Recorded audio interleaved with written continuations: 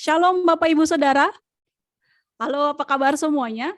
Saya percaya dimanapun kita berada, bagaimana keadaan kita, lokasi di mana kita melayani, saya percaya bahwa sukacita hari-hari ini dikuatkan, yang letih dikuatkan, yang lemah lesu, yang badannya berbeban berat, Tuhan akan kasih beban yang ringan. Tuhan akan memikul semua beban-beban kita. Amin. Yang bersukacita bisa lambaikan tangannya ke kamera, bisa nyalakan kameranya, sambil bilang Allah kita Allah yang dahsyat. Haleluya. Biarkan sukacita Allah melimpah, kekuatan baru dilimpahkan atas setiap kita. Haleluya. Yang bersukacita bisa bertepuk tangan. Biarkan sore hari ini hanya nama Tuhan yang ditinggikan. Kami mau terima sukacita Tuhan. Biarkan itu menjadi kekuatan bagi jiwa kami, Tuhan. Terima sukacita surga, itulah kekuatan bagi jiwa. Ku dapat rasakan kasih-Nya di tengah badai yang bergelora. Ku terima sukacita surga, itulah kekuatan bagi jiwa. Ku dapat saksikan kuasa-Nya, taklukkan badai yang bergelora. Haleluya, Kau ada dalam hatiku, takkan patah semangatku, takkan hilang kekuatanku. Haleluya, ku mau bersorak bagimu, sukacita surga nyata penuhiku. Kami terima sukacita-Mu Tuhan. Ku terima sukacita surga, itulah kekuatan bagi jiwa. Amin. Ku dapat rasakan kasih-Nya di tengah badai yang bergelora. Ku terima sukacita surga, itulah kekuatan bagi jiwa. Ku dapat saksikan kuasa-Nya, taklukkan badai yang bergelora. Haleluya,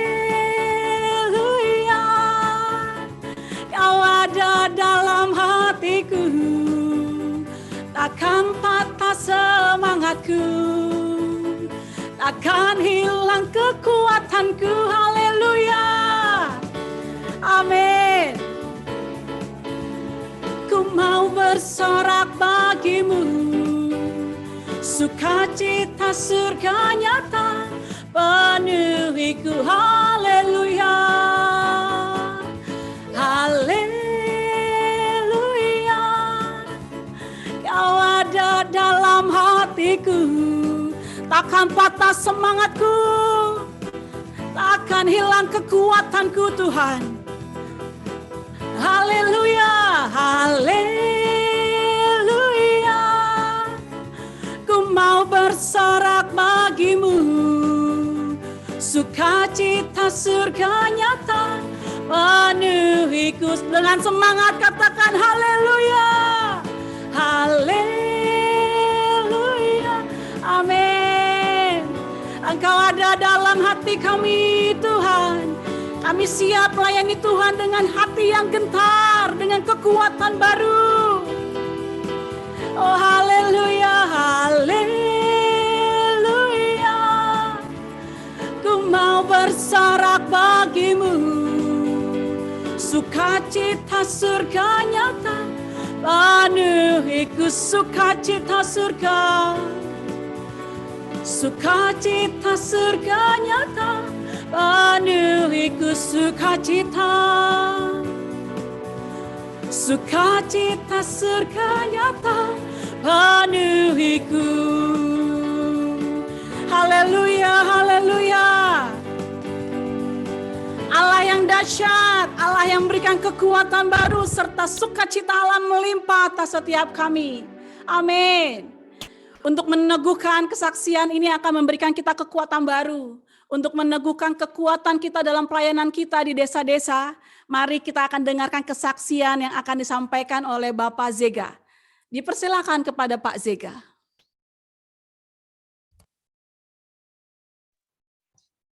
Halo, salam semua. Bisa dengar saya lah? Bisa, Pak. Oke ya. Bersyukur kita bisa bertemu bersama dalam ibadah online ini. Nah, bersyukur dan berterima kasih karena kasih Tuhan buat kita semua. Pada saat ini saya akan menyampaikan kesaksian apa yang telah Tuhan kerjakan di pelayanan kita, khususnya di IB2 dan terlebih khusus lagi di suku-suku yang ada di Sumatera Selatan. Nah, sekarang ini kita sedang menjangkau ada 5 suku yang ada di Sumatera Selatan, dan kita ada 7 orang personil yang melayani. Nah, kemudian selama ini kita bekerja untuk menjangkau orang-orang yang terhilang, suku terabaikan di desa-desa.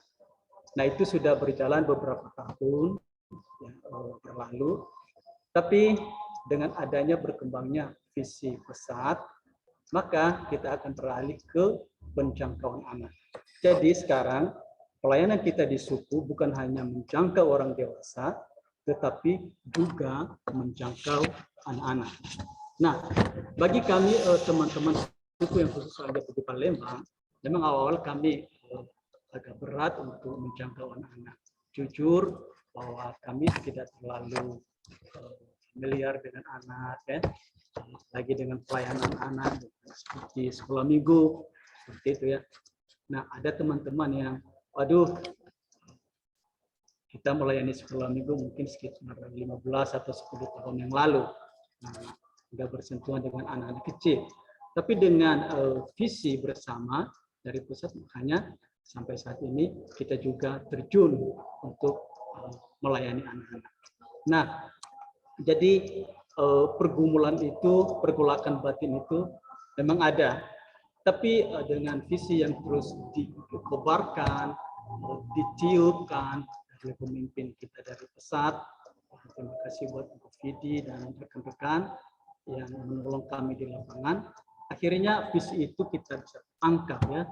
Dan kemudian yang saya masih ingat tahun 2020 akhir, jadi ada Bu Rida dan teman-teman Bu Suci, Bu Nancy, dan mengajarin kita tentang penjangkauan anak. Dan akhirnya kami belajar. Akhirnya kita membuat satu gerakan dengan teman-teman. Ayo, di pelayanan kita bukan hanya saja orang dewasa yang kita jangkau, tapi kita juga menjangkau anak-anak. Mari kita berjalan ya, atau berlari dengan kencang dengan hal. Yang saya senang dengan teman-teman, mereka nggak bilang bahwa ini berat, ini susah, waduh gimana ya. Tapi yang mereka katakan adalah, ayo gimana caranya, mari kita sama-sama melakukan.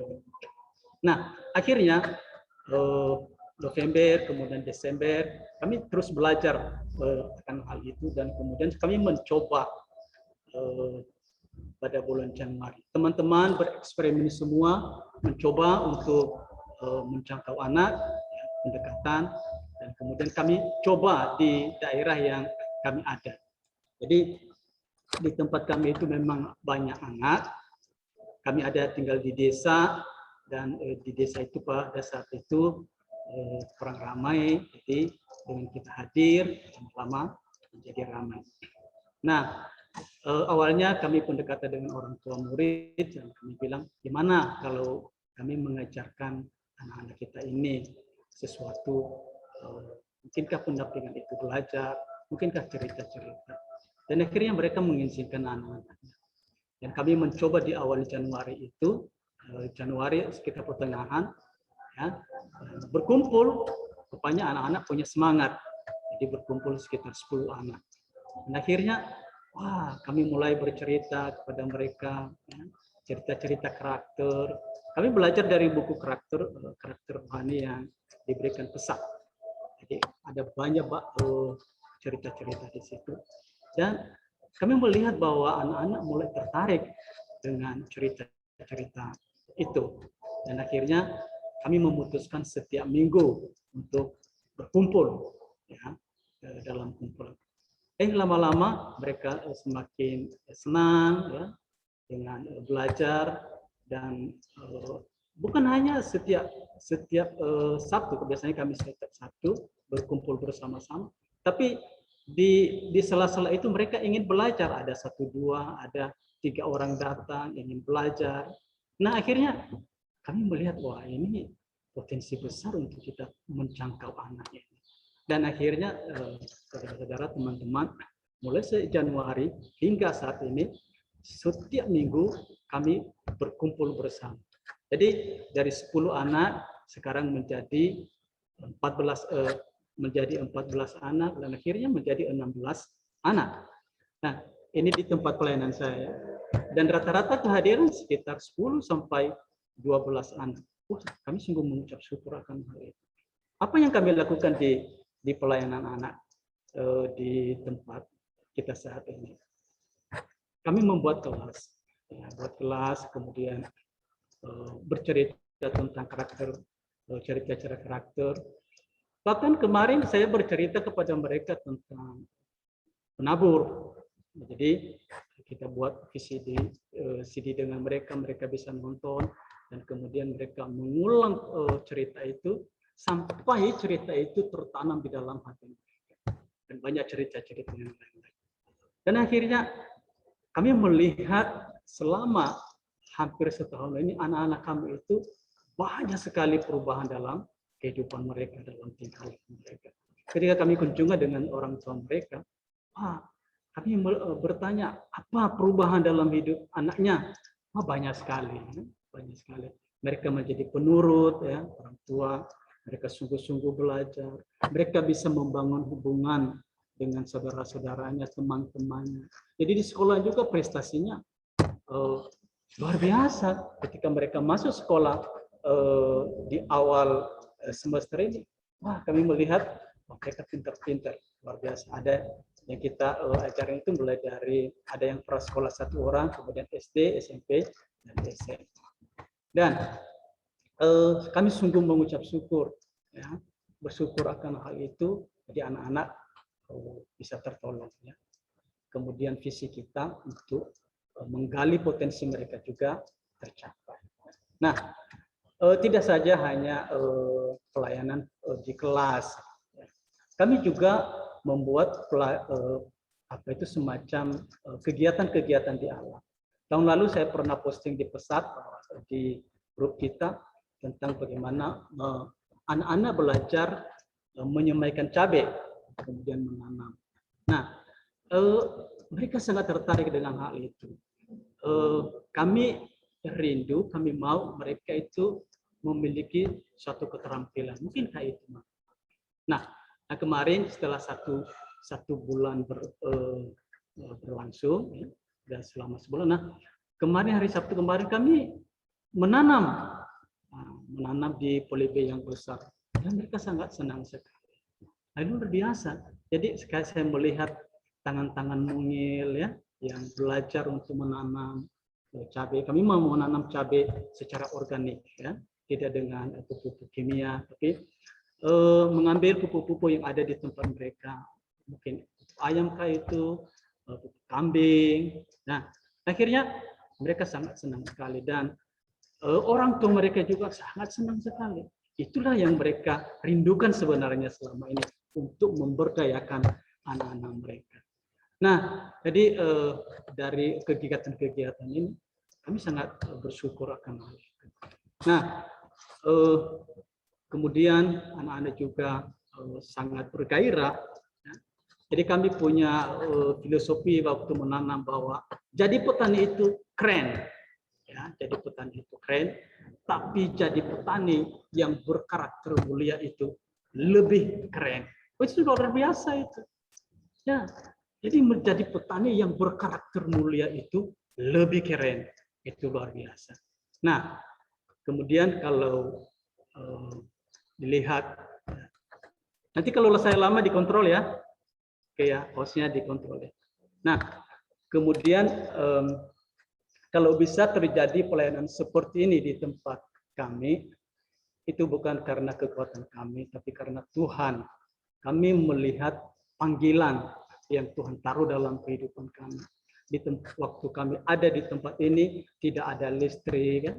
Jalan masih setapak, jalan masih becek, lumpur, dan sampai saat ini, ya, jalan kami harus setiap hari kami melewati jalan yang becek, apalagi kalau musim-musim hujan kayak gini. Tapi ada sukacita yang Tuhan taruh dalam kehidupan kami, ya, saat melayani, baik melayani orang dewasa, begitu juga melayani anak-anak. Nah, yang kami syukuri, kenapa bisa sampai terjadi seperti ini selain panggilan, kita juga memberi investasi kepada masyarakat. Sejak kami ada di tempat ini, kami menolong masyarakat dalam hal apa? Membangun listrik masuk desa. Jadi yang tadinya gelap, sekarang puji Tuhan dengan kehadiran kita pesat, tempat itu menjadi terang. Jadi mengorganisir masyarakat, menghubungkannya dengan PLN, mengumpulkan dana-dana sehingga listrik bisa masuk desa. Itu swadaya secara swadaya. Hal berikutnya, menginisiasi untuk air bersih. Nah, air bersih, jadi tadinya anak-anak, kami melihat anak-anak sekolah, pergi pagi sekolah, mereka harus mandi di genangan air yang saat itu kubang semacam kubangan tapi didalamkan dan sangat kotor sekali. Dan saya melihat hal itu, hati saya sebenarnya menangis melihat akan itu. Oh Tuhan, kenapa kok bisa terjadi seperti ini? Nah, akhirnya dengan hikmat yang Tuhan beri, kami mengorganisir ada perusahaan-perusahaan yang ada di sekitar kami, dan kemudian kita bantu mereka. Akhirnya kami diberikan di daerah kami itu 2 sumur bor, ya, sumur bor, dengan bukan hanya sumur bornya, tapi semua mesinnya, towernya, gentongnya, bahkan dikasih juga meteran listriknya 2 sepasang waktu itu. Nah, naik luar biasa. Dan masyarakat semakin senang. Sehingga juga sampai saat ini mereka memberi anaknya itu dididik dengan itu. Itu sangat luar biasa. Dan kemarin kami mengorganisir remaja-remaja yang ada di desa. Nah, untuk dalam hal apa? Dalam kegiatan perkambingan. Jadi ada teman-teman yang bergerak untuk menolong masyarakat dalam menggaduh kambing, dan saya ada di dalamnya, dan kita menolong remaja-remaja untuk berkelompok dan bekerja sama dengan dinas peternakan, dinas pertanian, dan teman-teman yang punya hati dalam perkambingan ini. Dan terbentuklah sebuah kelompok, ya. Dan puji Tuhan itu semua berjalan dengan baik. Dan di tempat kami juga kita mengorganisir petani-petani, dan kita dari Pesat ditunjuk sebagai ketua kelompok tani, dan kita bekerja dengan hati-hati, dengan teliti, sehingga pekerjaan Tuhan di tempat pelayanan kita boleh berjalan dengan baik. Dan bukan hanya di tempat kami, saya melihat di tempat teman-teman, mereka semakin bersungguh-sungguh dalam menjangkau anak. Yang tadinya di Musi Banyu Asin baru 3-4 anak, tapi sekarang luar biasa, 15 orang anak, luar biasa. Di suku anak dalam ada sekitar hampir 20 anak. Pasema ada sekitar 16 atau 18 anak. Ya, di Ogan apalagi lebih banyak, sekitar 30-an anak. Dan kita melihat semuanya itu semua karena karya Tuhan, ya, bahasa Tuhan dan karya Roh Kudus yang memberikan hikmat dengan kita, sehingga pelayanan ini boleh berjalan dengan baik.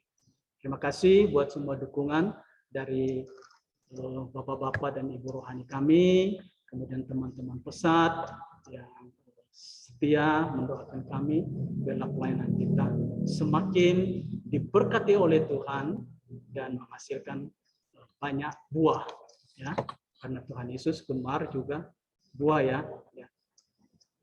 Tuhan Yesus itu sangat suka dengan buah, ya. Buah anggur, akulah pokok anggur dan kamulah rentetan. Artinya kalau kamu tinggal dalam aku dan aku dalam kamu, maka kamu akan berbuah banyak. Sampai luar aku, kamu tidak berbuah. Jadi kegemarannya Tuhan itu adalah buah. Jadi supaya kita bisa berbuah di tempat pelayanan kita masing-masing. Ada buah-buah rohani, ada buah-buah pelayanannya, sehingga semuanya itu kita persembahkan buat kemuliaan Tuhan. Terpujilah nama Tuhan. Amin. Terima kasih Bapak Torotodo Zega yang sudah memberikan kesaksiannya. Beliau dari Lokasi Pelayanan Indonesia Bagian Barat 2. Selanjutnya kita juga akan mendengarkan kesaksian video dari TK Immanuel Terpadu Bawolato Nias. Silakan.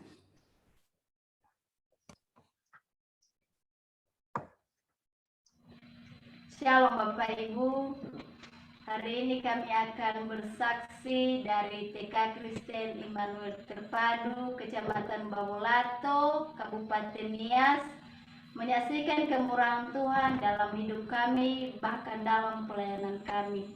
Selamat menyaksikan.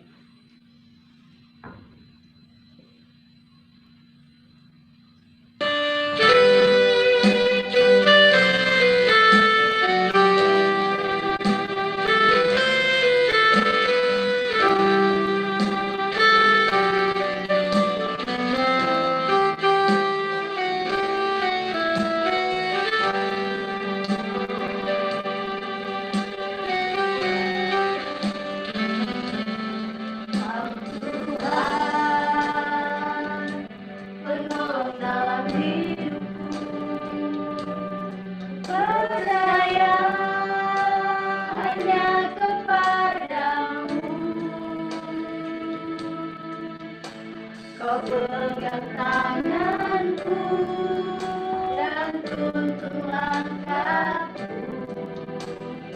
Yesus, kau perlindunganku.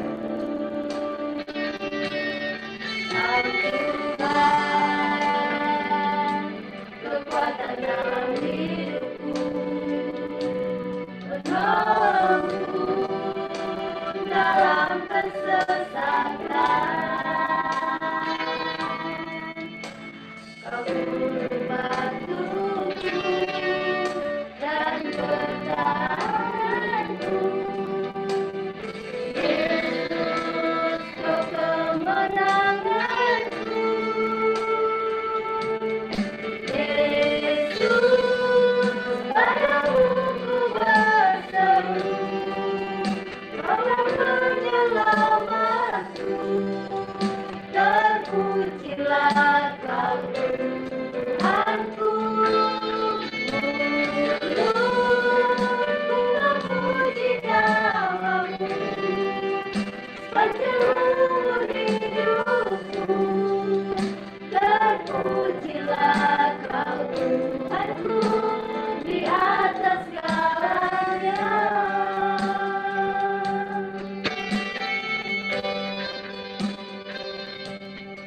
Kau Tuhan,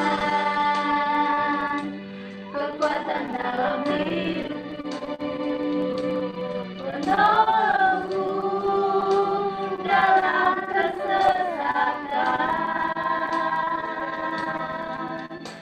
Kau bunuh batuku dan pertahananku, Yesus, Kau kemenanganku. Yesus, padamu ku berseru, Kaulah penyelamatku. Terpujilah Kau Tuhanku, mulutku memuji namamu sepanjang hidupku.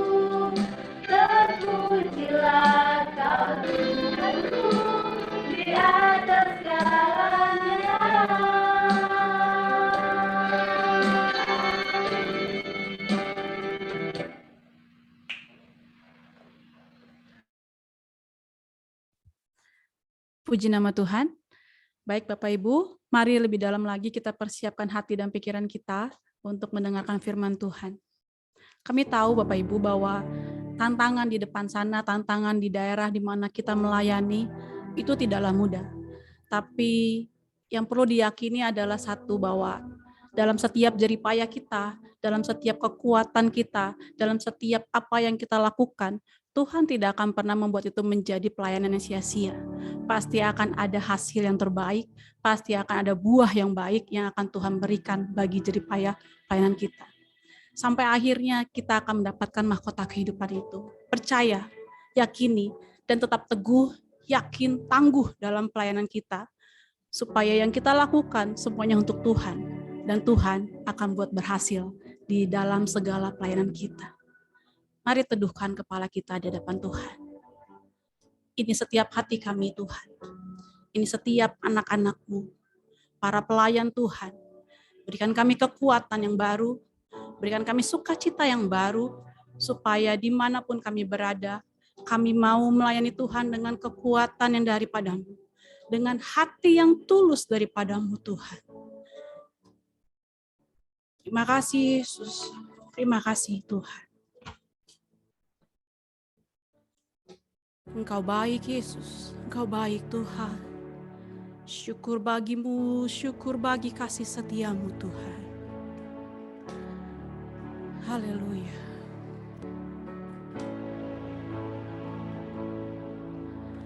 Tak akan pernah ku sesali mengiring Yesus sepanjang hidupku. Lewati lembah air mata, ku saksikan kemuliaan-Mu dinyatakan. Berapapun harga yang harus ku bayar, ku kan tetap setia melayani, mengasihi-Mu, mengiring-Mu seumur hidupku. Janji-Mu kan tetap ku pegang teguh, sampai ku dapat mahkota kehidupan. Dengan kesungguhan hati katakan, tak akan pernah ku sesali. Tak akan pernah ku sesali mengiring Yesus sepanjang hidupku. Lewati lembah air mata, ku saksikan kemuliaan-Mu dinyatakan. Berapapun harga yang harus ku bayar, ku kan tetap setia melayani, mengasihi-Mu, mengiring-Mu seumur hidupku. Amin. Janji-Mu kan tetap ku pegang teguh, sampai ku dapat mahkota kehidupan.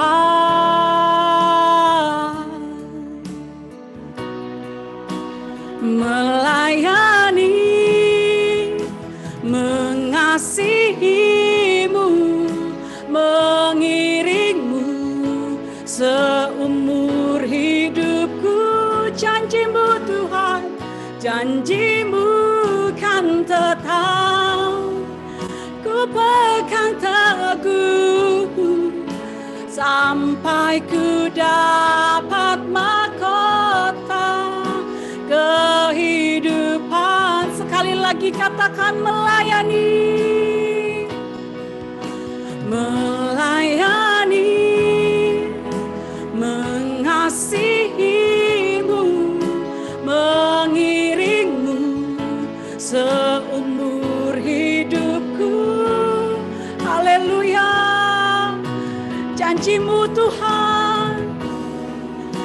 pegang teguh sampai ku dapat mahkota kehidupan.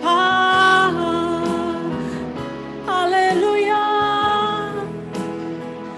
Janjimu kan tetap, ku pegang teguh sampai ku dapat mahkota kehidupan.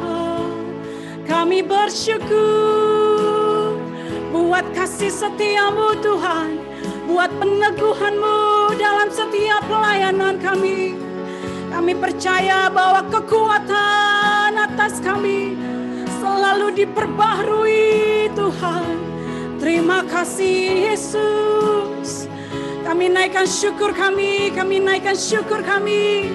Engkaulah yang dahsyat, Engkaulah yang luar biasa. Ku bersyukur Tuhan. Ku bersyukur buat kasih setiamu.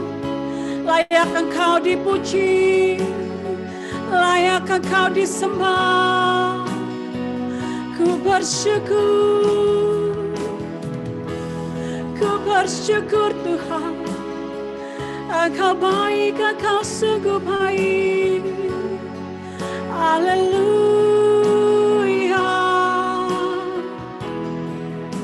haleluya, haleluya. Janjimu yang akan kami pegang. Engkau baik dalam setiap kami.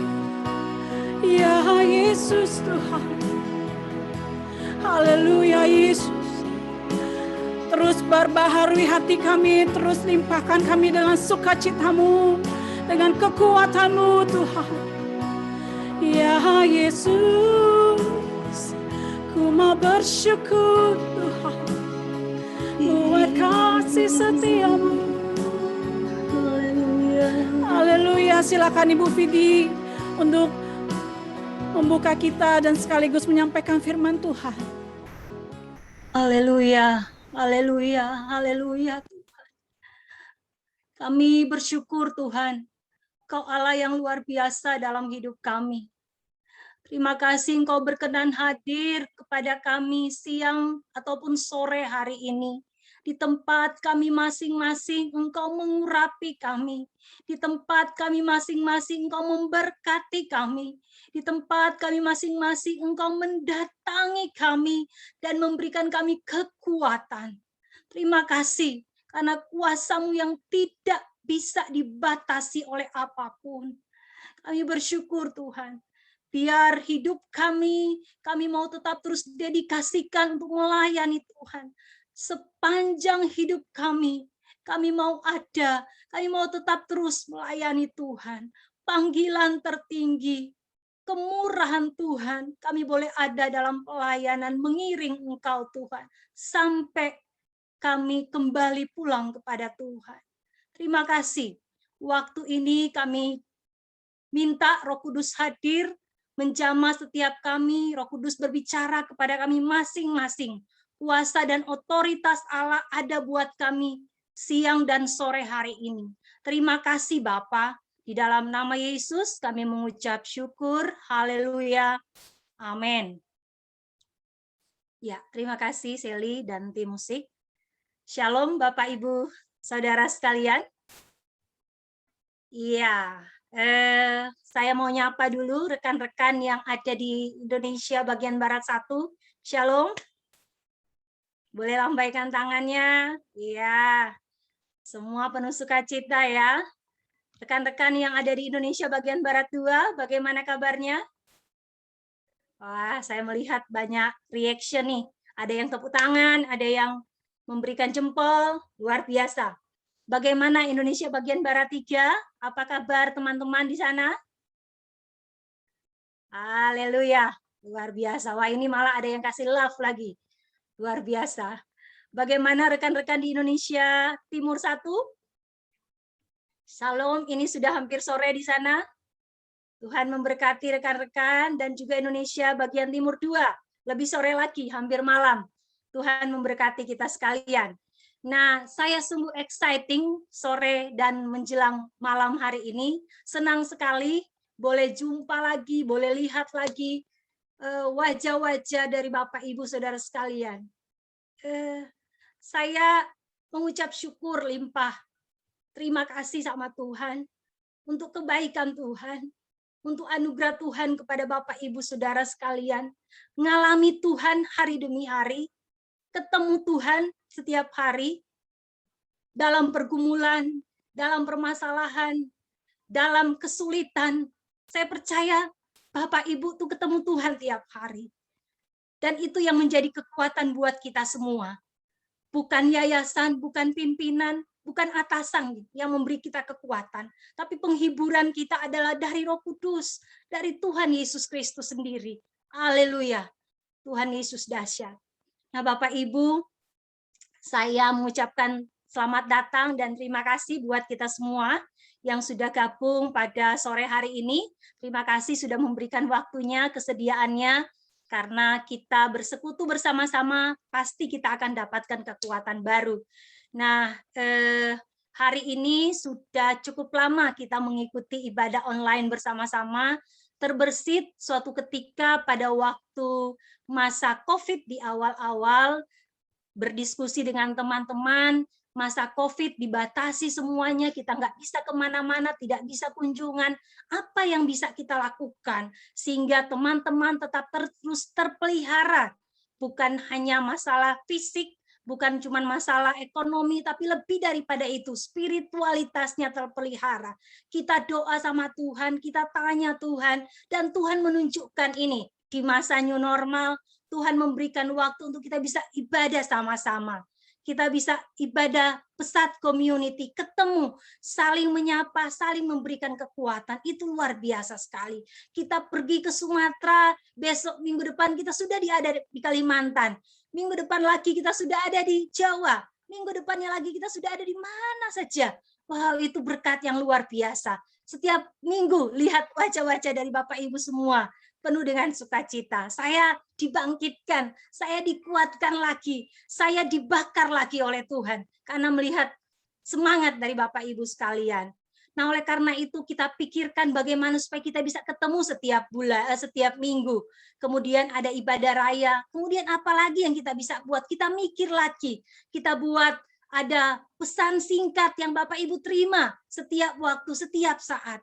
Kita buat apa lagi? Minta tim apostolik sebagai Bapak Ibu rohani kita, kasih sharing firman, kasih pesan lagi, kasih makanan yang makin banyak, supaya kita makin tetap kuat di masa pandemi.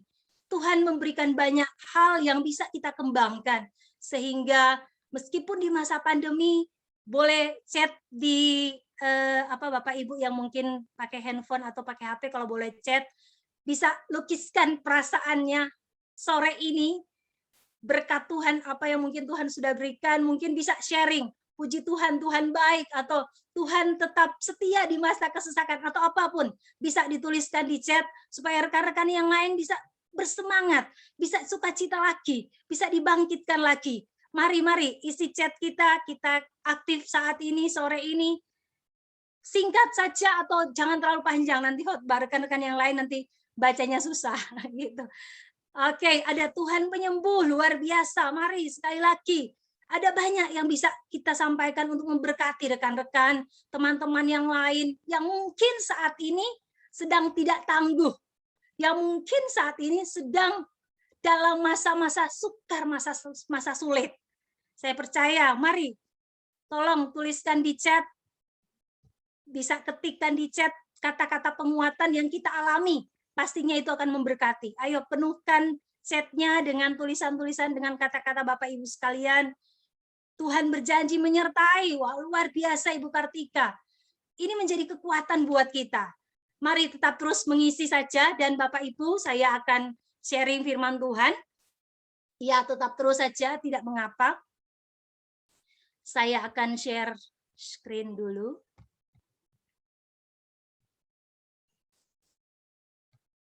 Oke, ya. Apakah sudah terlihat? Sudah, Bu. Sudah, Bu. Oke, ya. sore ini kita sama-sama akan sebetulnya saya hanya mengingatkan ulang. Saya hanya flashback lagi, kayak ngecas lagi. Karena sesungguhnya teman-teman, saudara sekalian sudah sangat tangguh, terbukti berpuluh tahun sudah ada, berbelas tahun sudah ada yang tetap terus bertahan dalam pelayanan. Jadi saya nggak ragu lagi. Tetapi saya hanya ingatkan lagi, kita belajar lagi supaya makin kuat. Nah, pelajaran sore hari ini bicara soal tangguh dalam pelayanan. Itu yang diberikan oleh bagian kerohanian untuk kita sharing pada sore ini. Nah, Bapak Ibu Saudara kekasih di dalam Tuhan, dalam Matius 18 ayat 13, di sana bicara soal siapa yang terbesar dalam kerajaan surga. Kita tahu ceritanya, kita tidak perlu membaca, tapi ada poin yang menarik yang dituliskan di sana adalah jika kamu tidak bertobat dan menjadi seperti anak kecil, maka ada ayat di situ dituliskan kamu tidak akan masuk ke dalam kerajaan surga. Nah, ada penekanan di sini, kita disuruh pergi atau belajar kepada satu pribadi yang menurut kita mungkin pribadi itu tidak banyak memberikan keuntungan, tapi Alkitab dengan jelas memberikan kita perintah untuk kita pergi dan belajar menjadi seperti anak kecil. Mengapa? Ini pertanyaannya. Tuhan suruh kita untuk belajar dari anak kecil. Tentu saja ada alasan yang signifikan. Nah, nanti saya akan bahas dan kembali ke pertanyaan itu. Nah, sebelumnya saya akan sharing bagian ini. Nanti saya akan menjawab lagi pertanyaan yang slide sebelumnya. Nah, Bapak Ibu, dalam kehidupan kita itu ada begitu banyak orang yang jatuh dalam kegagalan, yang bahkan takkan sanggup lagi untuk bangkit dan bangun. Mungkin saat ini saya orangnya, mungkin saat ini rekan-rekan adalah orangnya, atau siapapun, atau baru saja kita mendapatkan sharing dari teman tim atau dari rekan pelayanan kita, ada dalam kondisi tidak kuat, tidak sanggup lagi, sudah dalam kondisi yang burnout, kelelahan, kecapean begitu. Mereka memvonis diri mereka sendiri atau mereka jadi menyalahkan keadaan atau orang lain, bahkan ada yang menyalahkan Tuhan. Mengapa dia izinkan ini terjadi dalam hidup saya, dalam keluarga, dalam pelayanan? Tidak kuat lagi, tidak mampu lagi, tidak sanggup lagi. Bahkan sudah nggak kuat untuk jalan. Mungkin bisanya tinggal merangkak saking tidak kuatnya dengan pergumulan yang sedang dihadapi. Ada banyak orang yang mengalami seperti itu. Saya tidak tahu apakah kita mengalami saat ini. Nah, Bapak Ibu kekasih di dalam Tuhan, tidak ada faktor yang lebih besar dalam kesuksesan selain salah satu sifat yang akan kita pelajari, yaitu tangguh, atau kita lebih enak dengarnya ya. Saya sebenarnya agak enggak enak tulis kata-kata ini, tetapi kata-kata ini cukup merepresentasikan sesungguhnya apa yang dimaksud dengan tangguh itu, yaitu tahan banting. Dihancurin, dipukul, diinjak, diapa-apain, dia tetap bertahan. Maksudnya itu ya. Jadi tidak ada faktor yang lebih besar dalam kesuksesan selain sifat ini, tangguh atau tahan banting. Penelitian menunjukkan IQ itu tidak banyak menolong orang sukses, tetapi EQ atau emotional quotient itu banyak menolong orang untuk jadi sukses. Nah, keterampilan, bakat, keunggulan, peluang, semuanya tunduk pada satu hal ini, yaitu ketahanan kita mencapai apa yang kita inginkan. Jadi keterampilan, bakat, keunggulan, semua life skill ya, kalau kita boleh bilang, itu semua nggak ada apa-apanya atau akan tunduk di satu hal yang paling penting yang kita bahas sore ini, yaitu ketangguhan atau tahan banting. Tanpa sifat tahan banting atau tangguh, semua bahan-bahan yang di atas yang sudah saya baca, itu jadi tidak ada arti. Dengan ketabahan, segalanya menjadi mungkin. Dengan ketangguhan, semua jadi mungkin. Nah, ini telah terbukti jutaan kali, beribu-ribu kali. Atau biasa kita sebut hardiness ya, atau ketangguhan adalah sifat yang sebenarnya dapat dipelajari. Beberapa orang memiliki sifat alami ini, tetapi ada juga yang harus belajar, mengusahakan atau memaksakan dirinya. Dan setiap orang pasti mampu untuk menjadi yang namanya tangguh atau tahan banting ini. Jadi hal yang penting sekali yang kita garis bawahi, semua yang kita miliki itu tak akan ada apa-apanya untuk mencapai suatu finishing well dalam pelayanan kita kepada Tuhan atau finishing strong selain kalau kita tidak punya yang namanya tahan uji atau tahan banting atau tangguh atau kita menyebutnya tough. Nah, Bapak Ibu, mengapa? Saya balik ke slide yang pertama. Mengapa Tuhan menyuruh kita belajar dari anak kecil tadi? Di slide saya yang pertama. Kita tahu, semua kita melayani anak-anak, semua kita juga sangat familiar dengan anak-anak, dan ada yang tidak punya anak secara biologis, tapi kita sangat dekat dengan anak-anak. Kita tahu bagaimana anak-anak belajar berjalan ya.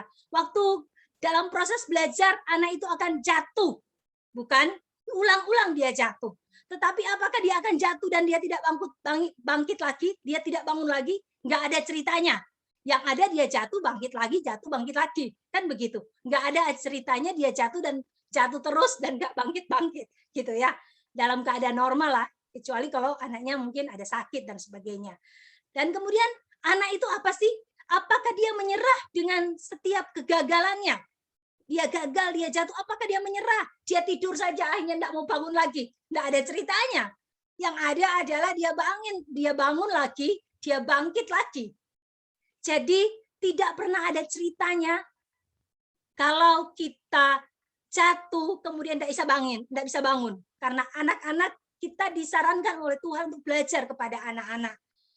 Akhirnya kita tahu anak dapat berdiri sendiri tanpa bantuan kita lagi. Benar ya? Kita nggak perlu bantu lagi, anak sudah bisa. Tapi sebelumnya prosesnya panjang. Dia mesti jatuh, bangun, jatuh, bangun, jatuh, bangun.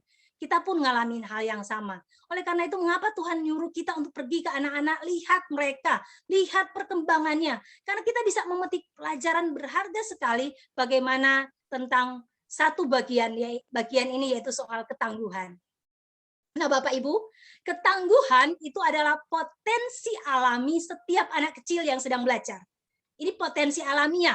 Setiap anak kecil yang normal ya, tadi saya sampaikan, meskipun kadang ada yang lambat jalan, tapi ya tetap jalan juga. Ada yang cepat ngomong, baru lambat jalan, tapi ya tetap jalan juga. Kan begitu. Nggak ada ceritanya dia tidur terus. Bayangkan jika anak kecil di dunia ini mudah menyerah saat dia sedang belajar untuk jalan. Kita tak bisa bayangkan apa yang akan terjadi. Jadi ketangguhan itu adalah potensi alamiah setiap anak, setiap kita juga memiliki ketangguhan itu. Sehingga kita mampu, kita bisa sanggup. Meskipun tadi kita sudah merangkak, kita sudah nggak mampu, kita sudah nggak kuat, kita sudah rasa-rasanya mau pergi dari semuanya ini. Tapi miliki satu hal, ketangguhan. Karena ini sudah ada dalam diri kita. Jangan kita tidurkan ketangguhan itu dalam diri kita. Jangan kita buat dia nggak berfungsi. Tapi kita potensi ketangguhan itu kita hidupkan dalam hidup kita. Kita kasih dia mesin supaya dia bisa gerak, supaya dia bisa bergerak, begitu. Nah, Bapak Ibu, pengertian ketangguhan atau hardiness ya, atau resilience ada macam-macam. Nah, hardiness ini atau ketangguhan ini berbicara tentang karakter atau kepribadian. Jadi lebih ke tipe kepribadian sehingga akarnya itu lebih kepada teori-teori kepribadian. Bagaimana harus kuat, bagaimana harus tangguh, itu banyak sekali teorinya. Banyak sekali ilmu psikologis menceritakan banyak hal tentang ini. Dan yang kedua adalah resilience. Nah, resilience ini lebih menekankan kepada proses bounce back atau memantul. Seperti bola kita pantulkan ya. Ini seperti kalau dulu kita di handphone ada permainan bounce ya, yang masih ingat zaman dulu. Nah, itu kan ada bola yang mantul gitu ya. Nah, jadi resilience itu seperti itu atau tahan bantingnya begitu. Dia waktu kita pantulkan bola, dia tertekan dengan bagian bawah, bukan? Pada waktu dia ke atas, dia ketekan dengan atas. Kita lempar ke kiri, dia ketekan, sakit waktu itu. Tetapi ya tetap balik lagi toh. Nggak ada toh ceritanya. Setelah dia mantul, tetap begitu aja. Kecuali kita pakai apa? Lem ya. Kalau kita ngelem, ya dia nggak mantul lagi. Tapi artinya resilience itu menekankan pada proses memantul, sebuah proses coping atau adaptasi positif yang dapat dicapai oleh setiap orang dalam setiap proses hidupnya. Artinya orang yang lentur, orang yang fleksibel, orang yang dapat menyesuaikan diri dalam kondisi apapun. Kondisi enak kita bisa lebih cepat menyesuaikan diri. Tapi bagaimana dengan kondisi sulit, berat, tidak punya harapan, kita sulit. Tetapi yang dimaksud dengan resilience itu yaitu mantul ya.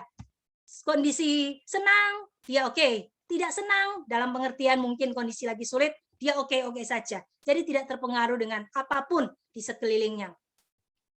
Nah, konsep tentang ketangguhan itu pertama kali ditemukan oleh yang namanya Susan C. Kobasa.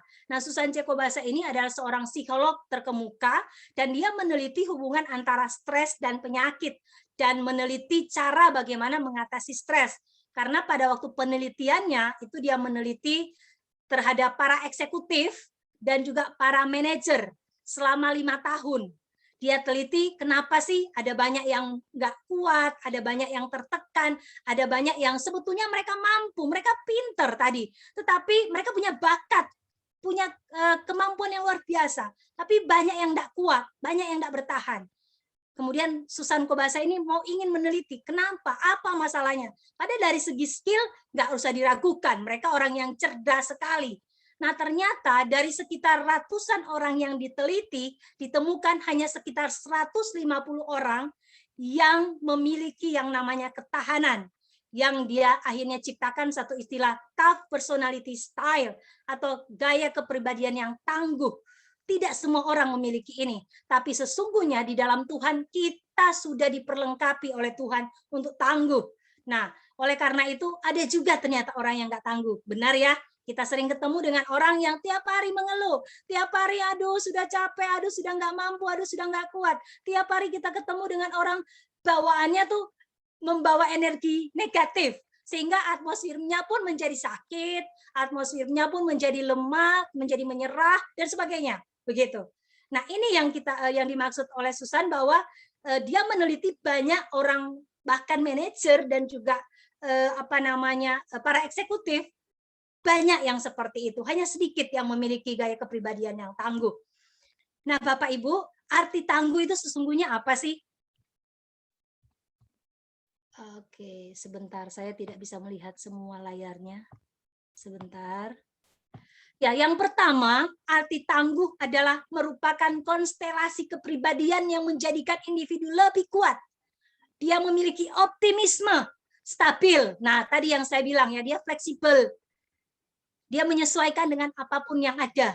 Kayak tadi Bones itu ya. Dia stabil dan tahan dalam menanggung efek negatif yang ditimbulkan oleh stresor atau penyebab stres atau penyebab tekanan. Itu yang pertama. Yang kedua, ketangguhan itu merupakan karakteristik kepribadian yang berperan sebagai penyangga. Nah, ini garis bawahi kata penyangga. Karena setiap orang kalau nggak ada yang menyangga, nggak ada yang menahan, orang itu nggak akan kuat. Tubuh kita kan disanggah oleh tulang sehingga kita kuat untuk berdiri. Nah, kalau nggak ada yang menyangga, yo ambruk, yo jatuh. Nah, seperti itu. Jadi betapa pentingnya arti ketangguhan ini. Dia menjadi penyangga, menjadi penahan dalam menghadapi peristiwa-peristiwa yang sulit sehingga bisa memandangnya positif sebagai tantangan dan kesempatan untuk berkembang. Justru satu value besar adalah inovasi. Dalam keadaan tertekan muncul kreativitas, muncul inovasi. Itu yang disebut dengan tangguh. Kemudian yang ketiga itu hardiness atau ketangguhan merupakan sumber perlawanan. Nah, ini pada waktu orang nggak kuat, akan ada kekuatan dari dalam untuk dia melawan ketidakkuatan itu, melawan ketidakmampuan itu, melawan rasa putus asa itu, dilawan sama dia, dilawan sama dia, sehingga merupakan sumber perlawanan di saat individu menemui suatu kejadian yang dapat menimbulkan stres dan memiliki beberapa kendali terhadap hidupnya. Jadi ada kekuatan yang dari dalam yang melawan kondisi tidak tangguh itu sehingga dia menjadi tangguh. Nah, kemudian kemampuan menggunakan tenaganya untuk hal yang kreatif dalam rangka menyelesaikan tugas-tugas yang diterima.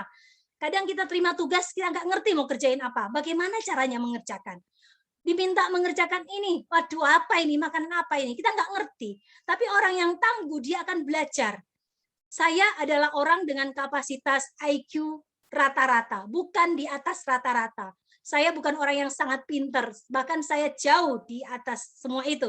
Tetapi dengan saya tahu keberadaan diri saya yang tidak di atas rata-rata IQ yang standar, ya saya harus belajar. Kita harus belajar. Kita harus menggunakan tenaga yang ada untuk mendorong, untuk belajar. Nah, inilah yang disebut orang-orang yang memiliki ketangguhan. Dan saya percaya Bapak Ibu juga adalah orang-orang yang tangguh, yang mendapatkan cara baru, di mana orang-orang tidak melihat cara itu. Demikian ya. Kemudian arti tangguh yang selanjutnya adalah mengurangi pengaruh kejadian yang menegangkan dengan meningkatkan penyesuaian diri. Nah ini kata penyesuaian diri. Jadi orang-orang yang tangguh adalah orang-orang yang fleksibel, adalah orang-orang yang tahan banting, yang bounce tadi, yang seperti bola mantul, kemana-mana pun dia oke saja, seperti itu. Nah, Bapak Ibu, kita lihat selanjutnya, ada yang namanya Stephen J. Stein dan Paul T. Barton dalam buku yang mereka buat tentang hardiness. Dia bilang making stress work for you to achieve your goals. Nah, ini berbicara tentang 3 hal. Jadi ada the trees of hardiness. Kita bisa kuat itu karena ada 3 hal. Yang pertama itu karena 3C ya, kalau saya boleh bilang. Pertama control. Yang kedua adalah komitmen, yang ketiga adalah challenge. Nanti saya akan bahas, saya sampaikan saja dulu, nanti akan saya bahas satu-satu. Kaitan dengan ketangguhan ini ada 3C. Nah, saya lanjut dulu.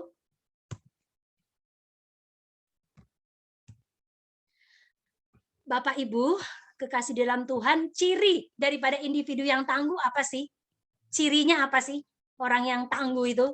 Yang pertama, tingkat kepuasan yang tinggi terhadap pekerjaan atau high level of job satisfaction. Jadi dia pekerjaan apapun yang diberikan kepada dia, yowes, dia terima gitu. Dia ngerjakan itu dan dia puas dengan pekerjaan itu dan dia mengerjakannya dengan takut akan Tuhan, dengan maksimal, dengan excellent. Itu yang dimaksud dengan yang pertama, ciri atau individu orang yang tangguh. Yang kedua, orang yang merasa memiliki sedikit tekanan dalam pekerjaan apabila dibandingkan dengan individu yang memiliki tingkat ketangguhan yang level rendah. Jadi, ciri individu yang tangguh adalah sebetulnya banyak masalah, ya toh, banyak kesulitan, tapi dia merasa hanya sedikit tuh tekanannya, hanya sedikit tuh yang membuat dia menyerah, membuat dia tidak bisa mengerjakan apa-apa. Nah, seperti itu. Nah, ini berkaitan dengan apa? Mindset. Jadi pola pikirnya itu beda. Meskipun banyak masalah, tapi dia bilang, enggak kok, sedikit aja masalahku. Enggak kok, cuman 1, 2, 3, masih ada orang kok yang lebih banyak masalahnya dari saya, tekanannya lebih berat. Nah, ini menolong kita supaya balance. Kalau kita terlalu terpuruk dengan masalah, enggak balance, enggak seimbang. Sehingga akhirnya kita lari dari pelayanan. Tapi kita ciri orang yang individunya tangguh, kita diminta untuk balance, membalancing, menyeimbangkan. Sehingga tekanan itu memang ada. Jangan bilang tekanan nggak ada ya. Oh, tekanan itu kok nggak ada. Oh, salah. Itu ada. Tetapi kita merasa tekanan apapun yang kita miliki itu tidak terlalu berat. Sedikit.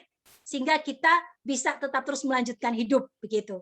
Dan yang ketiga, individu yang tangguh, yang memiliki sedikit keluhan. Nah, tadi saya bilang ada ya, kita dengar orang selalu aja mengeluh, selalu aja merasa tertekan, selalu aja merasa cemas. Pokoknya, aduh besok gimana ya? Aduh besok ini bagaimana ya? Aduh gini ya? Aduh kok saya begini ya? Kok saya sakit? Kok ini segala macam, selalu mengeluh. Nah, ciri individu yang tangguh ini tidak ada di dalam kamusnya. Kalaupun ada, dia bisa menguasai dirinya, begitu ya. Selanjutnya, beberapa tokoh yang berhasil menjadi pribadi yang tangguh. Ada seorang yang namanya Walt Disney, kita tahu ya. Dia pernah dipecat dari Kansas City Star karena editornya merasa dia itu, si Walt Disney ini kurang imajinasi dan tidak punya ide bagus. Sehingga dia ya dipecat. Tapi kita tahu ya, sampai sekarang Walt Disney-nya tidak pernah lekang oleh waktu. Selalu saja sampai sekarang pun masih kita dengar ya. Jadi padahal orang ini pernah dipecat loh, dan merasa dan editornya bilang kurang imajinasi dan tidak punya ide. Kenyataannya apa? Tapi bukan itu masalahnya. Masalahnya adalah dia tidak menyerah pada waktu dia dibilang tidak punya ide yang bagus. Yang kedua, Oprah Winfrey secara terbuka dipecat dari pekerjaan televisi pertamanya sebagai pembawa berita di Baltimore karena dia terlalu banyak berinvestasi secara emosional dalam ceritanya. Artinya pun seolah-olah dia tidak masuk kualifikasi, dia punya cara sendiri untuk menyampaikan ceritanya, tidak memenuhi standar lah kalau mau dibilang seperti itu. Tapi nyatanya apa? Kita sekarang sangat terkenal sekali Oprah Winfrey itu ya sampai sekarang. Kemudian yang ketiga, Theodore Seuss Geisel, lebih dikenal sebagai Dr. Seuss. Dia buku pertamanya itu ditolak oleh 27 penerbit yang berbeda. 27. Tapi dia tidak menyerah, dia tetap terus mengerjakan. Yang keempat, Thomas Alva Edison. Nah, saya tidak perlu kasih tahu siapa ini, kita semua sudah tahu. Saya tidak gagal, saya baru saja menemukan 10.000 cara yang tidak akan berhasil. Dia balik ya kata-katanya. Dia bilang dia nggak gagal, tapi dia memang benar sih, baru aja 10.000 cara yang nggak berhasil. Tapi dia mau nyoba lagi, dia coba lagi dan dia coba lagi dan dia berhasil. Kita tahu apa yang dia kerjakan selanjutnya. Nah, Bapak Ibu, Saudara kasih di dalam Tuhan, mari kita lihat bersama-sama proses atau cara menjadi tangguh itu bagaimana sih? Sikap tangguh merupakan sebuah kombinasi antara kognisi dan emosional pada diri seseorang atau individu yang tersusun dari 3C tadi ya, komitmen, kontrol, dan tantangan. Nah, yang pertama saya bahas satu-satu yang tadi 3C itu, komitmen. Nah, komitmen ini mencakup keterlibatan individu dalam berbagai aktivitas yang harus dilakukan di dalam kehidupan sehari-hari, seperti adanya kontak sosial dan dengan lingkungan sekitarnya. Individu yang berkomitmen, dia tidak mudah menyerah. Di bawah situasi yang menekan pun, dia tidak menyerah. Meskipun dia tinggal sendiri, stand alone, berdiri sendiri, yang lain sudah tidak dukung, tapi karena dia punya komit untuk menyelesaikan pekerjaan sampai tuntas, dia akan selesaikan. Ini orang-orang yang tangguh, yang memiliki komitmen yang kuat sekali, komitmen yang tidak berubah. Bukan sekarang A, besok B, sekarang tomat, besok cabai. Ya, enggak seperti itu. Tapi benar-benar dia konsisten. Itu yang disebut dengan komitmen. 3C, yang C yang pertama, proses untuk sampai kepada orang menjadi tangguh, itu yang pertama karena komitmen.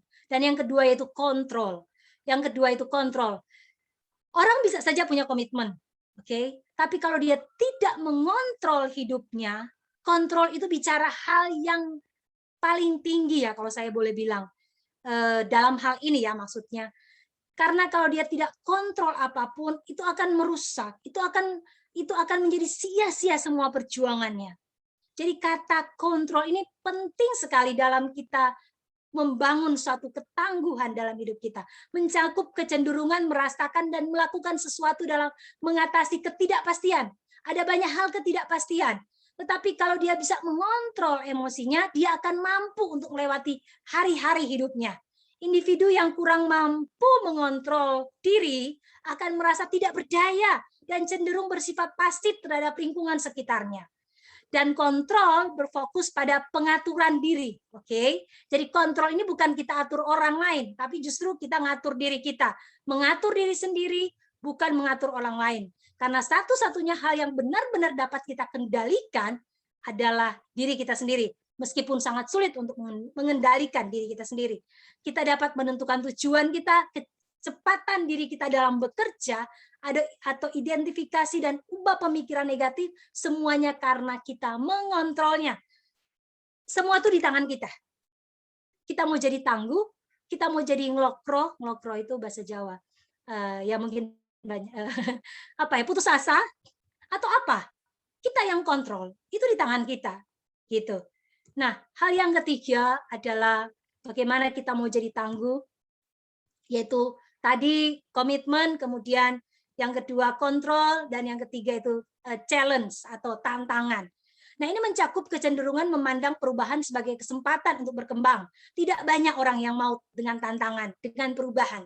Karena belum tentu ini akan berhasil, nggak usahlah. Wong yang dulu aja belum coba dan belum berhasil. Dulu sudah coba tapi nggak berhasil, kok nggak usahlah, segala macam. Ada banyak kata-kata yang kita dengar.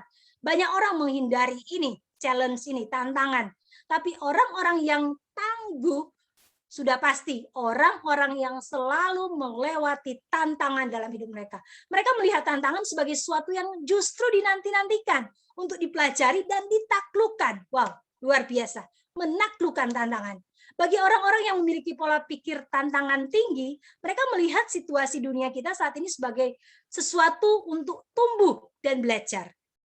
Apakah kesulitan, masalah di lapangan, apakah kesulitan dalam pelayanan, menjadi tantangan yang akhirnya kita give up, kita menyerah, kita nggak kuat, kita nggak mampu, atau ini menjadi tantangan waktu belajar kita untuk kita menemukan hal-hal baru, inovasi, apa yang kita pilih?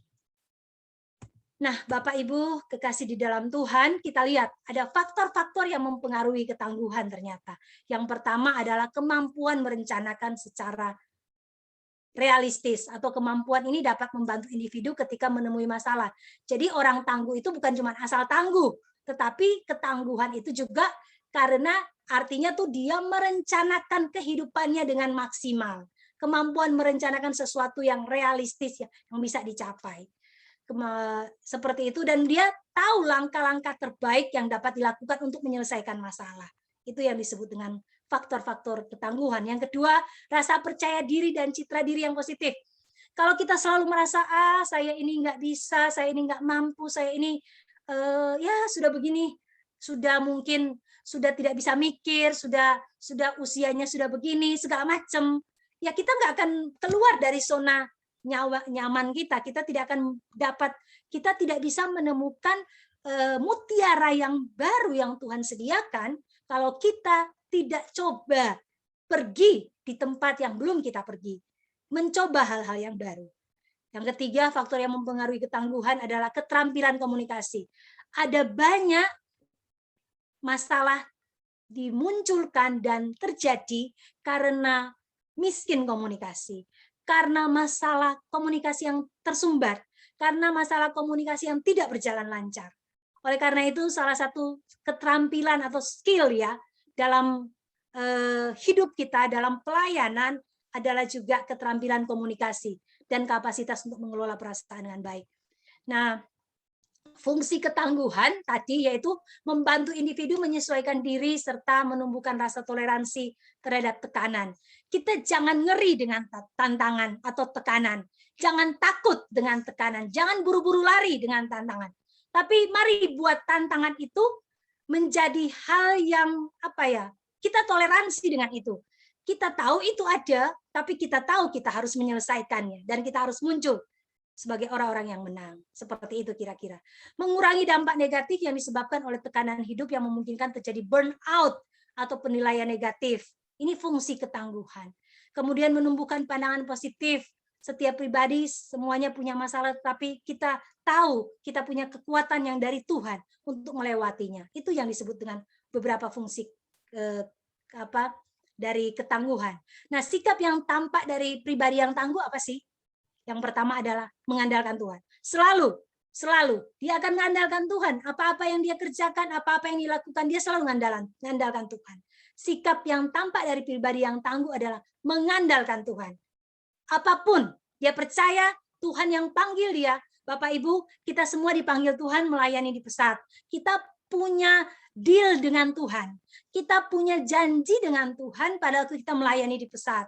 Sehingga masalah boleh datang, kesulitan pun, tetapi kita tahu karena kita deal dengan Tuhan, kita tahu kita janji sama Tuhan untuk melayani Tuhan, panggilan beban untuk melayani anak-anak, sehingga kita tidak akan goyah dengan apapun. Hal yang pertama, mengandalkan Tuhan. Yang kedua, tegar di masa sukar, kuat, menjadi pribadi yang kuat, tegar di masa yang sukar. Ini salah satu tampak dari pribadi yang tangguh. Menerima diri sendiri dan orang lain. Saya sulit, masih belajar untuk menerima orang lain, untuk menerima diri sendiri. Kita semua belajar. Tetapi hal yang diminta oleh kita adalah kita juga harus belajar untuk menerima orang lain, kekurangannya, kelebihannya. Kelebihannya itu menambahkan kekurangan saya. Kekurangan saya itu, kelebihan saya menolong dia supaya dia makin bertumbuh. Nah itu, prinsipnya seperti itu. Hal yang keempat adalah mampu menggarami dan fokus kepada Kristus, ya. Fokusnya 2 kali, sorry. Yang kelima, melihat kesempatan dalam kesulitan. Tadi, masalah bukan menjadi hal yang kita tidak bisa ngapa-ngapa, tapi masalah justru menjadikan kita punya ide-ide yang kreatif. Nah, Bapak Ibu, kekasih di dalam Tuhan, pribadi yang pantang menyerah adalah sebutan bagi pribadi yang tidak merasa lemah terhadap sesuatu yang menimpanya. Pribadi yang tetap kuat, yang selalu positif. Seorang menjadi kuat pada dasarnya karena mentalnya yang kuat, gitu ya. Bagian bawah catatan saya, seorang menjadi kuat karena pada dasarnya mentalnya yang kuat. Tapi seorang menjadi lemah karena mentalnya lemah. Pembentukan sifat pribadi tangguh ini berawal dari sifat optimisme yang menyelimuti pola pikirnya. Optimisme pasti bisa, pasti bisa, pasti bisa. Itu positive thinking, sehingga dia bisa melewati masa-masa yang sulit. Nah, Bapak Ibu, selanjutnya adalah kita lihat dari keseluruhan contoh yang sudah ditampilkan oleh salah satu tokoh di dalam Alkitab soal ketangguhan dalam pelayanannya. Tidak diragukan, tidak, ini sudah orang yang luar biasa sekali. Yang pertama yaitu key action yang pertama, ini orangnya adalah Paulus. Di dalam Filipi 4 ayat 12-13, dia bilang begini, asal ada makanan dan pakaian cukuplah. Jadi Paulus tidak punya motivasi tamak, tapi hanya sekedar untuk pemenuhan kebutuhan hidup yang mendasar saja. Paulus pernah bilang begini, saya kagum dengan pribadi ini. Aku tahu apa itu kelemahan dan aku tahu apa itu kekurangan. Artinya, Paulus sudah pernah mengalami kelebihan. Diberkati luar biasa oleh Tuhan. Tapi ada saatnya memang Tuhan izinkan dia mengalami kekurangan. Nggak punya apa-apa. Bahkan untuk makan pun mungkin sulit sekali. Tapi dia harus ngalamin itu. Dia harus pernah punya pengalaman itu supaya dia bisa cerita dan menjadi kesaksian bagi orang lain. Jadi Bapak Ibu, hidup ini sebenarnya simple, sederhana kalau menurut saya, yaitu ya cukupkan diri dengan apa yang ada. Kalau kita nggak cukupkan diri dengan apa yang kita punya, ya kita akan kesulitan, begitu ya. Kita akan berusaha memikirkan cara-cara lain untuk menutupi kebutuhan-kebutuhan kita yang banyak. Asal bisa makan, asal bisa pakai baju, ya cukuplah. Udah selesai itu. Yang kedua, key action yang kedua, bertahan dalam pelayanan adalah sesuatu yang mutlak bagi setiap orang yang telah dipanggil secara khusus oleh Tuhan. Seberat apapun tantangan dan persoalan harus dihadapi dengan iman. Sebab orang benar akan hidup oleh iman. Perjanjian Lama menulis hal ini dan juga dikutip kembali dalam Perjanjian Baru oleh Rasul Paulus. Ini kunci yang kedua. Kunci tindakan yang kedua. Dan kunci tindakan yang ketiga adalah Paulus mengajari kita untuk terus tangguh dan bertahan dalam pelayanan. Kuasai diri dalam segala hal, sabar menderita. Apakah kita sudah dalam posisi nggak sabar menderita? Apakah kita sudah rasa-rasanya nggak kuat menderita? Apakah kita sudah nggak sanggup? Hari ini berita baiknya adalah, dan saya membawa pesan Tuhan buat kita semua, sabarlah menderita. Kuatkan dan teguhkanlah. Kuatkanlah. Tetap bersemangat. Bapak Ibu kekasih di dalam Tuhan, Rasul Paulus memberikan pelajaran buat kita yang berharga sekali, yang membuat Rasul Paulus terus bertahan. Rasul Paulus menyadari bahwa kemurahan Allah itu yang dia terima itu cukup. Cukuplah kasih karuniaku, kasih karunia Tuhan bagiku. Cukup. Cukup. Itu saja, sudah cukup. Yang kedua, Rasul Paulus bisa bertahan dalam pelayanan karena yang dia lakukan adalah ungkapan ketaatan. Kalau melihat siapa dia jahat, kalau melihat hidupnya orang pribadi yang menganiaya jemaat, melakukan dosa pelanggaran yang banyak. Tapi Rasul Paulus bilang, sudahlah cukup. Dan dia mau taat sama Tuhan. Rasul Paulus bisa bertahan dalam pelayanan karena apa? Dia mengalami pembaharuan secara batinia terus-menerus.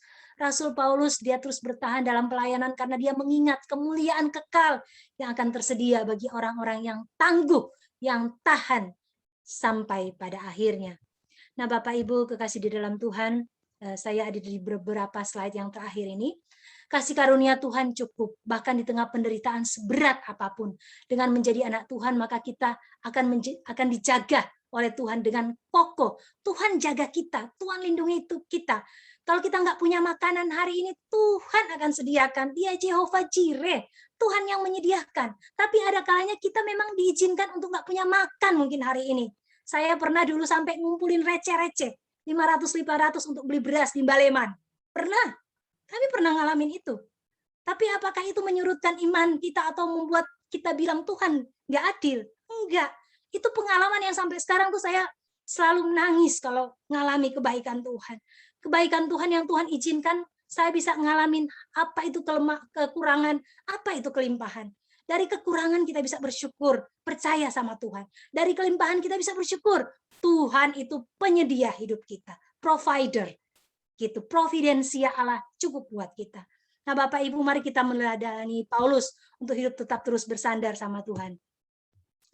Bagaimana mengetahuinya? Caranya bagaimana? Ujilah. Apakah tindakan kita selaras dengan firman? Membuat kita lebih dekat sama Tuhan hari-hari ini dalam masa sulit, berat, membuat kita dekat dengan Tuhan, atau makin kita jauh, enggak mau berdoa, enggak mau baca firman, enggak mau dekat sama orang-orang, tidak mau lagi bergaul dengan komunitas, atau apa? Kita enggak tahu. Tapi kita dituntut untuk mari kita tetap kuat dan tangguh seberapa besar pun tekanan yang menghimpit hidup kita. Bapak Ibu, tanyakan pada diri kita sekarang. Nah, sekarang kita mau refleksi. Ini slide saya yang terakhir. Kedua terakhir. Tanyakan pada diri kita sendiri sekarang, mengapa teman-teman ada di sini atau di tempat pelayanan teman-teman saat ini, di tempat pelayanan Bapak Ibu saat ini. Kenapa kita ada di sana? Kenapa saya ada di Kalbar? Kenapa saya ada di Sulawesi? Kenapa saya ada di Papua, di Sumatera, di Mentawai, dimanapun, di Jawa, dimanapun? Kenapa saya ada di sini saat ini? Tanda apa yang ingin kita tinggalkan di situ? Apa yang kita akan berikan? Legacy apa? Warisan apa yang kita mau tinggalkan di situ? Apakah keberanian untuk tetap terus bertahan di masa yang tersulit sekalipun? Atau apa yang kita mau tinggalkan? Hidup ini masih diberi koma. Jangan beri titik dulu. Jadi belum selesai. Nah, ini slide saya yang paling terakhir. Bapak Ibu, sekarang minta kita bisa kirimkan pesan, salah satu komitmen kita, apa yang saudara ingin bangun untuk terus menjadi pribadi yang tangguh dalam pelayanan. Silakan bisa kirimkan di chat, nanti kita akan kumpul chat itu dan mungkin kita bisa posting lagi seperti itu, menjadi kekuatan untuk kita sekalian. Jadi Bapak Ibu mohon saat ini terakhir kita bisa kirimkan pesan, salah satu komitmen. Ada banyak hal yang tadi saya sudah sampaikan, yang sudah saya sharingkan, dan kita juga mungkin sudah pernah tahu, saya hanya ingatkan lagi.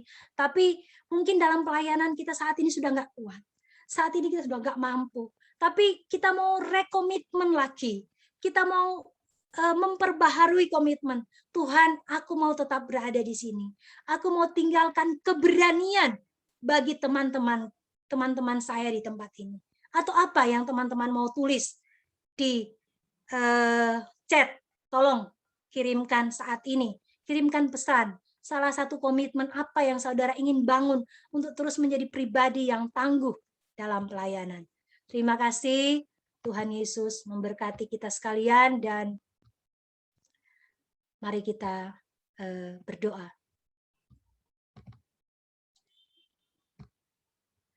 Bapa, terima kasih. Kalau melihat lagi Tuhan, dari panggilan Tuhan dalam hidup kami, kasih mula-mula yang Tuhan taruh di hati kami, berkobar-kobar, meresponi panggilan Tuhan, bersedia ditempatkan di mana saja, rela untuk berkorban, mengalami penderitaan atau apapun, kami bilang kami siap Tuhan.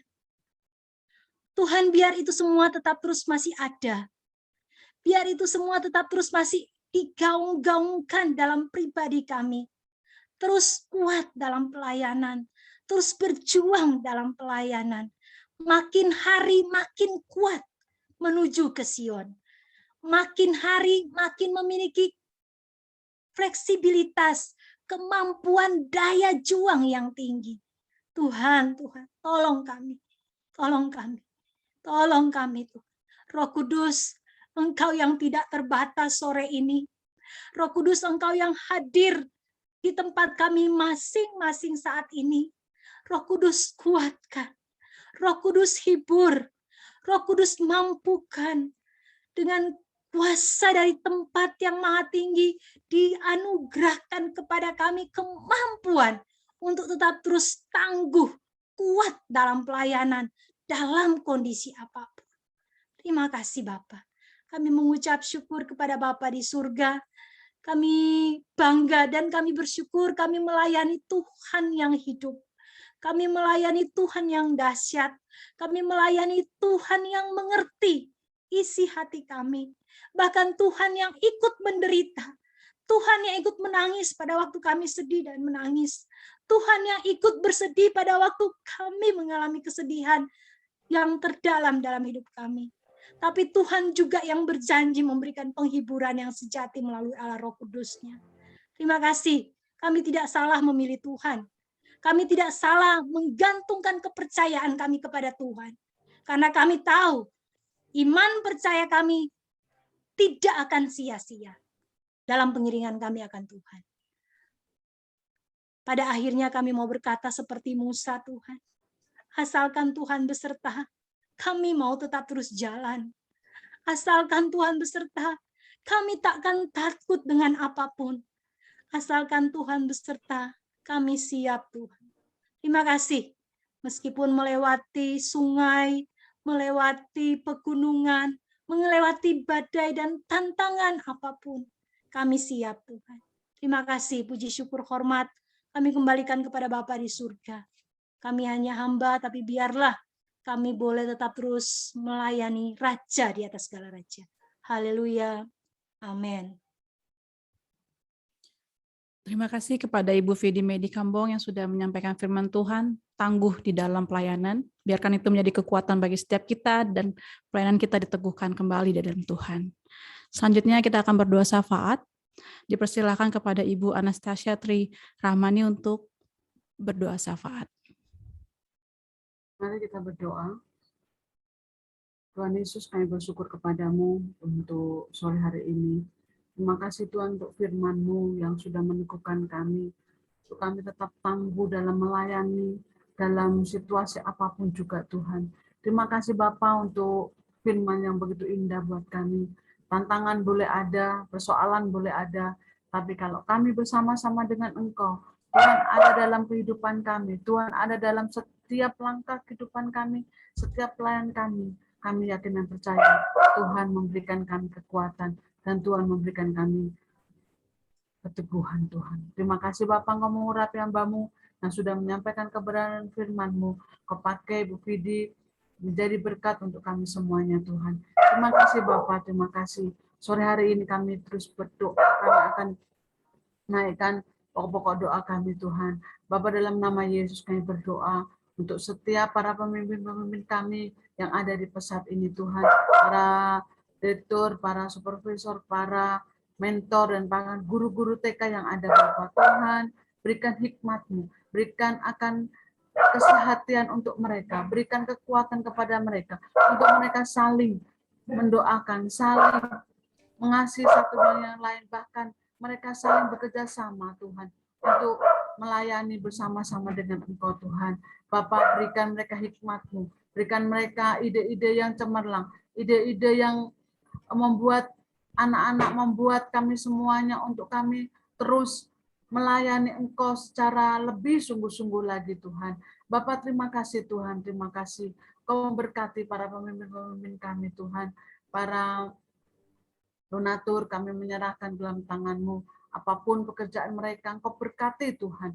Apapun pelayanan mereka Engkau berkati, baik pelayanan di gereja, baik mereka para usahawan, para yang mempunyai perusahaan Kau berkati Tuhan, apapun pekerjaan mereka Kau berkati Tuhan, setiap karyawan-karyawan mereka Kau berkati Tuhan, jauhkan daripada kepailitan, jauhkan dari kebangkrutan. Masa-masa pandemi seperti ini Tuhan, Kau tolong, Kau berkati usaha mata pencarian mereka Tuhan, bahkan pelayanan mereka Kau berkati Tuhan, jemaat mereka Kau berkati Tuhan, anak, suami, istri Kau berkati Bapa, bahkan apapun yang mereka kerjakan Kau berkati. Terima kasih Tuhan, Kau berkati para donatur kami. Kami juga berdoa Tuhan untuk para teman-teman kami, sahabat kami yang pelayanan dimanapun mereka berada, baik yang ada di wilayah-wilayah di seluruh Indonesia ini Tuhan, Bapak Engkau berkati. Kami memberkati Tuhan orang-orang saudara-saudara kami yang ada di pedalaman-pedalaman Tuhan, bahkan mungkin di suku-suku terabaikan Bapa. Tuhan, Kau berikan kekuatan, berikan mereka keteguhan iman, ketangguhan, supaya mereka terus mengandalkan Engkau. Berikan panggilan-Mu itu secara khusus kepada mereka Tuhan. Terima kasih Tuhan, berdoa untuk para guru-guru TK yang ada Tuhan, para kepala-kepala sekolah, Engkau berkati mereka Tuhan. Anak-anak didik yang mereka didik 0 sampai 18 tahun. FC juga Engkau berkati Tuhan. Kami berdoa Tuhan, bila melalui anak-anak TK, anak-anak FC yang ada ini Tuhan, nama Tuhan ditinggikan, nama Tuhan dimuliakan. Biarlah mereka menerima Engkau sebagai Tuhan dan Juru Selamat secara pribadi. Tuhan tolong para mentor-mentor yang ada, para guru-guru yang ada, Engkau berkati dan Engkau akan memberikan kekuatan, keteguhan iman kepada mereka Tuhan. Terima kasih Bapak, terima kasih. Kami percaya, kami yakin Tuhan, kalau sampai hari ini, sampai detik ini, Engkau memberkati pelayanan pesat sampai hari ini. Terbukti Engkau mengasihi kami, terbukti Engkau tidak meninggalkan kami Tuhan. Ajarkan kami Tuhan, untuk kami selalu berpegang teguh kepadamu. Walaupun tantangan di depan kami hadapi Tuhan, tetapi kami percaya bersama-sama dengan Engkau, kami boleh melewati ini semuanya. Terima kasih Tuhan, berdoa untuk para sahabat-sahabat pesat, Tuhan dimanapun mereka berada, Engkau memberkati pelayanan mereka, Engkau memberkati apapun pekerjaan mereka, Engkau berkati Tuhan. Terima kasih Tuhan Yesus, terima kasih Bapa. Kami berdoa untuk setiap orang-orang yang selalu mendukung kami, para pendoa syafaat Tuhan. Terima kasih Tuhan, dengan waktu, tenaga mereka, mereka berdoa buat kami.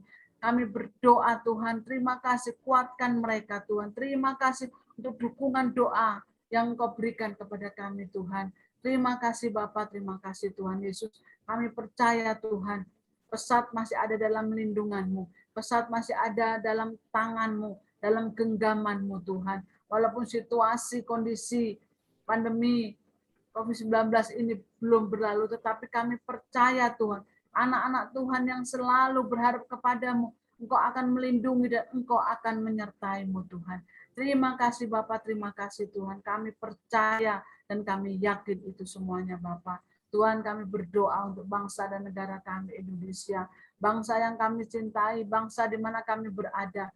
Tuhan, kami berdoa untuk Pak Jokowi, berdoa untuk wakil presiden kami, berdoa untuk para gubernur, berdoa untuk wakil gubernur, dan kami berdoa untuk bupati, camat, bahkan sampai paling rendah Tuhan. Kami berdoa di dalam nama Yesus Tuhan, Kau berkati Tuhan, para aparat-aparat pemerintahan yang ada Tuhan, Kau berkati, Kau berikan hikmat-Mu Tuhan, berikan keamanan untuk bangsa kami Tuhan Yesus. Terima kasih Tuhan, terima kasih, kami percaya Tuhan, bangsa kami ada dalam tangan-Mu Tuhan, dan kami percaya, kami meyakini Tuhan, bangsa kami ini Engkau melindungi Tuhan. Terima kasih Tuhan, Bapak, kami terus berdoa untuk pandemi COVID-19 ini Tuhan, Kau sadarkan masyarakat yang ada, supaya masyarakat boleh sadar akan menggunakan masker, bahkan mereka menjauhi akan kerumunan, dan bahkan mereka kesehatan mereka, biarkan mereka jaga Tuhan. Walaupun banyak tempat-tempat yang sudah dibuka untuk pariwisata, Tuhan sadarkan mereka, supaya mereka boleh berhati-hati, boleh menjaga diri mereka masing-masing Tuhan. Terima kasih Bapak, terima kasih Tuhan. Kami percaya Tuhan, Engkau akan mengendalikan ini semuanya. Terima kasih Tuhan Yesus, terima kasih. Kami bersyukur Tuhan untuk sore hari ini. Kau memberkati akan saudara-saudara kami yang melayani pada sore hari ini. Biarlah hikmat-Mu turun ke atas kami semuanya. Dan Kau berkati juga rekan-rekan kami yang lainnya. Kau berkati dengan segala kelimpahan, kesehatan, kekuatan, Kau berikan kepada kami semuanya. Seluruh pesat yang ada di Indonesia, Engkau berkati Bapak, Engkau berkati. Anak-anak yang kami didik, anak-anak yang Tuhan sudah percayakan, Engkau juga akan memberkati. Terima kasih Tuhan Yesus, terima kasih Bapak. Di dalam nama Yesus, kami mengucap syukur dan kami menaikkan doa permohonan ini hanya di dalam nama Yesus kami sudah berdoa dan bersyukur. Haleluya. Amin. Baik, kita akan terima berkat dari hambanya, Ibu Vidi Medi Kambong. Namun sebelumnya kita akan angkat pujian. Biarkan pujian ini bisa menguatkan setiap kami.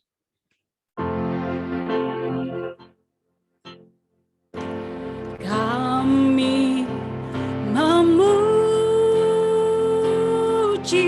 kebesaran-Mu,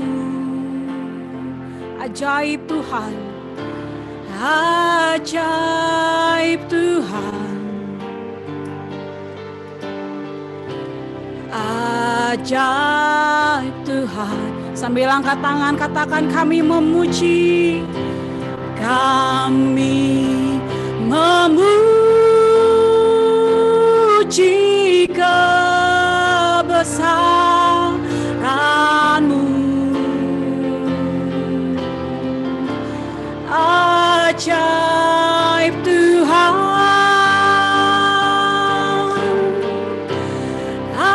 ajaib Tuhan, ajaib Tuhan, ajaib Tuhan, ajaib Yesus, ajaib Yesus. Silakan Ibu Vidi.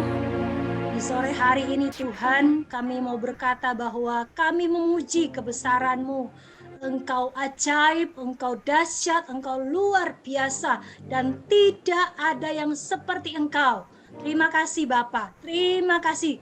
Engkau dahsyat dalam semua, dalam apapun yang kami lakukan, Engkau turut campur tangan. Terima kasih untuk kesetiaan Tuhan. Terima kasih untuk kemurahan Tuhan.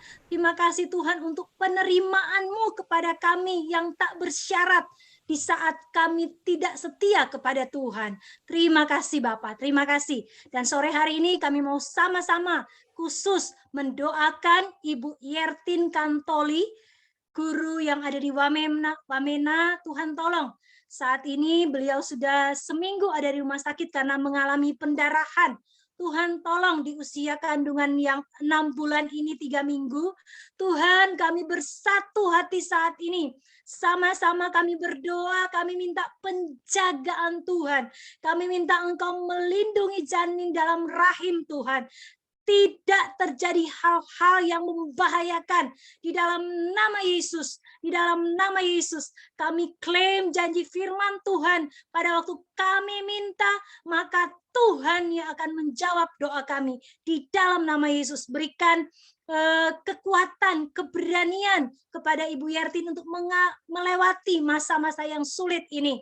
Pertolongan Allah Roh Kudus memberikan dia kesanggupan. Terima kasih untuk semua tim yang ada di Wamena, juga diberikan kekuatan dan boleh mendukung Ibu Yertin Tuhan. Terima kasih, kami mengucap syukur dan kami semua di dalam perlindungan dan penjagaan daripada Tuhan Yesus Kristus.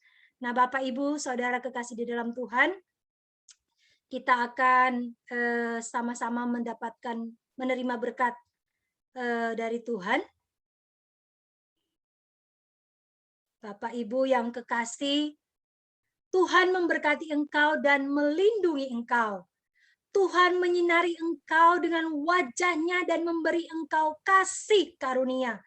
Tuhan menghadapkan wajah-Nya kepada kita dan memberi kita damai sejahtera. Pulanglah dan terimalah berkat Tuhan ini di dalam nama Allah Bapa, Anak, dan Roh Kudus. Haleluya, haleluya, haleluya. Mari sama-sama katakan semua, amin. Puji nama Tuhan, ibadah kita sore hari ini sudah selesai dan dipersilakan kepada Ibu Sriati jika ada pengumuman. Baik, Bapak Ibu, ada 2 pengumuman sebelum kita selesai. Yang pertama, hari Jumat ke depan tuh akan ada semacam seminar tentang Undang-Undang ITE. Nanti flyer akan dibagikan. Dan juga sekitar jam 1 siang. Kemudian hari Jumat juga kita ada untuk khusus orang tua yang memiliki anak remaja, ya, remaja pemuda di Pesat, kita ada bimbingan dari tim apostolik ya, jam 3 sore. Nanti juga link juga akan dibagikan. Jadi Bapak Ibu yang punya anak-anak remaja pemuda atau mungkin juga yang sudah kuliah bisa bergabung. Jadi mohon bisa diingat ada kegiatan-kegiatan tersebut. Terima kasih untuk hari ini. Tuhan Yesus memberkati. Sampai ketemu minggu depan, Tuhan Yesus memberkati. Terima kasih Bapak Ibu yang sudah melayani. Tuhan memberkati. Worship. Terima kasih semua Bu Vidi dan tim pelayanan, memberkati. Terima kasih semuanya, Tuhan Yesus memberkati. Terima kasih buat tim hari ini. Terima kasih ya buat Vidi, buat semua tim yang ada. Terima Terima kasih kesaksiannya. Pak JK. Firman Tuhannya. Ya, terima kasih. Terima kasih kesaksiannya tim Boblato. Dari barat sampai ke timur. Terima kasih Mbak Seli, Kak Angga, Terima kasih firmannya. Bu. Vidi, Bu Nani. Terima kasih. Sama-sama. Bella, terima kasih pelayanan pujian. Tuhan berkati. Tuhan berkati. Live dulu ya. Halo. Bu Nani sudah menyampaikan. Terima kasih. Tuhan berkati. Halo. Selamat sore. Ibu, shalom. Sudah mulai hujan. Iya, iya Bu. Di Jakarta sudah hujan dari tadi, Bu. Oh, ini baru. Nah, tuh dia. Terima kasih.